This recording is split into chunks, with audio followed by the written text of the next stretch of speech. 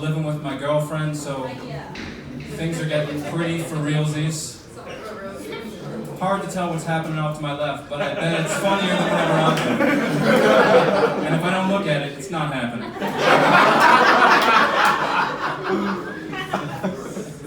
Anyway, myself, I am a Jewish fella. My girlfriend is a Muslim lady. It's not a big deal. I'm just a hero.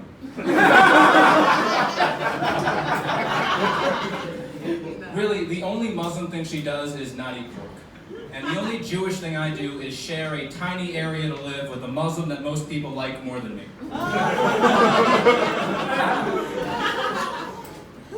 We live in Park Slope in Brooklyn, very safe neighborhood, but the guy who just moved into the apartment directly below us has 3 teardrop tattoos. So he introduced himself to us and I was freaking out. My girlfriend didn't understand why because she ain't about that life.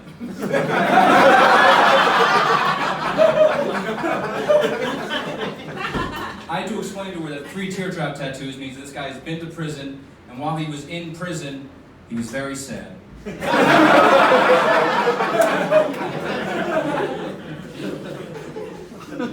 Yeah, my girlfriend is Muslim. She's an ethnic lady. Thank you. She is the latest and greatest in a long line of off-white women in my life. I just look. I appreciate the entire Roy G. Biv spectrum of women. All right, which is not to say that I don't appreciate white women, because if you look at one of those through a prism, technically they're all the colors. But when you're an aggressively white-looking person like myself, and you date ethnic women, society is pretty shitty to that, right? Like, they treat it like it's some kind of fetish or disease, instead of just a preference, which is all it is, right? Like, if you're a white guy into black women, the shitty racist thing to say is like, oh, he's got jungle fever. Have you guys heard that? You don't have to applaud, but nod, so I don't feel...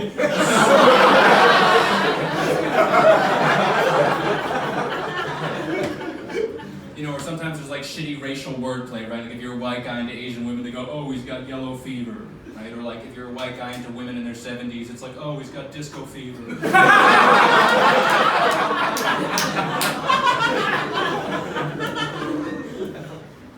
My girlfriend's beautiful, she's fit, you know, she works out a lot, but she has her good days and her bad days like everybody else. The other night we got home after a long day, she was getting undressed, and I was just like, baby, I like what I see. And she was just not in the mood for a weak-ass compliment.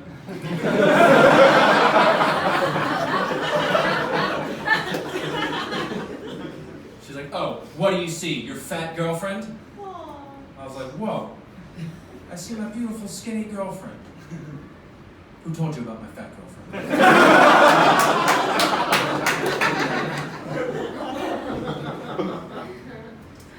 You know, so we've been like 3.5 years, we might go the distance, and if she's it, that means that certain things will never happen for me. It means I'll never have sex on a first date. That's something I've never done. And I think it's because I always planned a first date on neutral turf. Because her neighborhood, she gets home field advantage. My neighborhood, too obvious. At that point, you might as well be like, you know, this bar is near my apartment, which is where I keep my penis.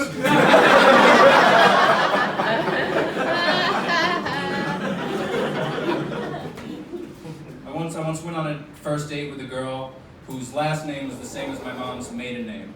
So I had to find out if we were related without her knowing that was a possibility. So I just slipped a couple extra things into your normal first date small talk. I was like, you been doing PR a while? Alright, cool. You like it? Word. What's your dad's mom's name?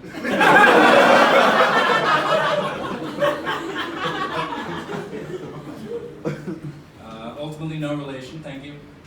Names can be pretty misleading though, right? Like Chicago, the windy city of Chicago. In terms of average wind speed per year, it's not even one of the 100 windiest cities in America.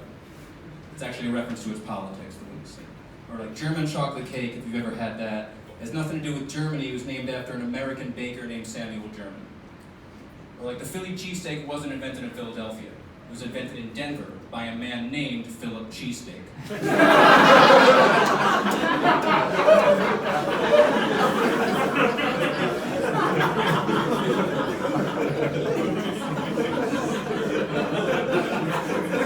Look it up.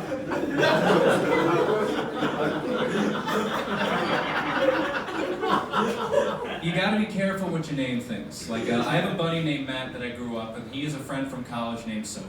Sophie is aggressively attractive. When she was in college, she was dating a Pro Bowl NFL player. And I can't tell you which player it was, but I can say that it was Jimmy Graham. She got a job after college with the NHL's Florida Panthers as a sideline reporter. And they had this segment during home games. Between the second and third period, she would try out 2 new desserts in the arena and declare which one was her favorite. And they called this segment Sophie's Choice. It was just like that novel where a woman chooses which of her children will die in the Holocaust, but with Dippin' Dots.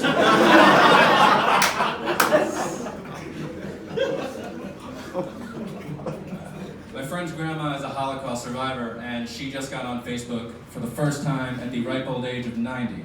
Because you are never too old to waste whatever time you have left. And she doesn't quite get it yet. She meant to send my friend a message that said, "Hey, send me pictures of your kids." But instead, she accidentally posted a status that said, "Hey, send me pictures of your kids."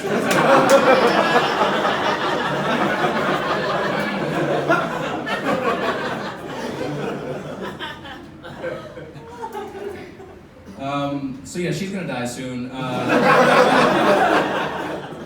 Earlier this year, Dolores O'Riordan, lead singer of early 90s Irish soft rock band The Cranberries, passed away, which made me really sad because I only started doing comedy to get famous so I could meet Dolores O'Riordan. But she died, and I never met her, and I was not invited to her funeral. But I really hope that they played Linger by The Cranberries at her funeral, because it's a really beautiful song. It means a lot to me.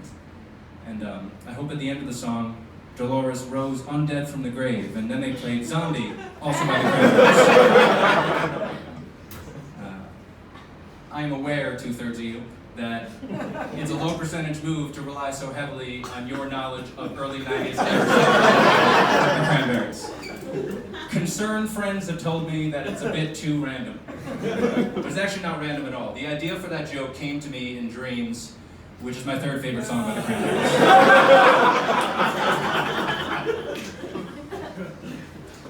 When I was 5 years old, in 1994, I got to meet then President William Jefferson Clinton.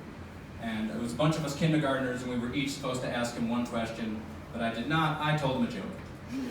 And I'll never forget what he told me afterwards. He looked me in the eyes and he goes, "Son, you hold on to that joke. 24 years from now, the Cranberries are going to be more popular than ever. It's going to kill." That's probably my most political joke. You might have noticed I never really insert my opinions into my act because I'm an entertainer first and a person second. But a lot of entertainers, especially actors, are out there throwing their political opinions out there. I don't like that. I don't like that at all. You ever see one of those commercials where there's people like giving testimonials for a product or a service, and somewhere in the corner they say real people, not actors? It's because actors are not real people.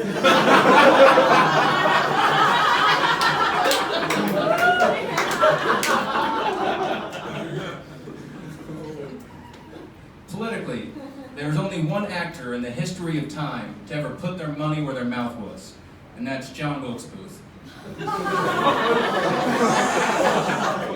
A well-educated crowd. It's usually a premise. So yeah, most of you know, but if you didn't, when John Wilkes Booth killed Lincoln, he was a very famous actor. Pretty funny. What a lot of people don't know is that John Wilkes Booth's older brother was actually a much more famous actor than him. He was like an A-lister in the 1860s. And that must have been the weirdest bit of news of all time, right? Like, imagine if tomorrow you woke up, opened the newspaper to find out that the president had been assassinated by Casey Affleck.